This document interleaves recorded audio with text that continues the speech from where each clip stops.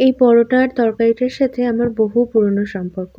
সবাই হয়তো শুনে ভাবছো যে সম্পর্ক তো মানুষের সাথে হয়, পরোটা তরকারির সাথেও হয়? হ্যাঁ, আমার পরোটা তরকারিটার সাথেই সম্পর্ক। কারণ আমি যখন মামার বাড়িতে থাকতাম, আমার মামার বাড়ি হচ্ছে বিরাটিতে। তখন মাঝে মধ্যেই সকালবেলায় মিষ্টির দোকান থেকে এই পরোটাটা আর খোসা শুদ্ধ আলু দিয়ে এই তরকারিটা এনে খেতাম।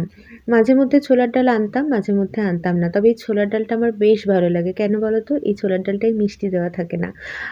তরকারিটা একটু মিষ্টি, মিষ্টি হয় কিন্তু ছোলার ডালটা খুব একটা মিষ্টি হয় না। অ্যাকচুয়ালি তরকারি বা ডালে কোনো কিছুতেই খুব মিষ্টি আমার ভালো লাগে না। এমনিতে মিষ্টি খাই কিন্তু তরকারি বা ডালে খুব একটা ভালো লাগে না। আমার সাথে আমার বোন ছিল।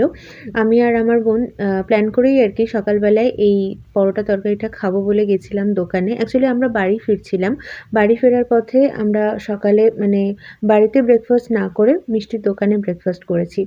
এই যে রাস্তাটা দেখতে পাচ্ছ, এই রাস্তাটায় আমাদের সেই ছোট্টবেলা থেকে কত স্মৃতি। এটা হচ্ছে আমাদের মামার বাড়ির পাড়া। ছোট্টবেলায় মায়ের হাত ধরে কত দোকানে এসেছি, বিভিন্ন দোকানে গলিতে, গলিতে দোকান, কত টেলারিং এর দোকান, কত জামাকাপড়ের দোকান, লিপস্টিক মানে কসমেটিক্স এর দোকান।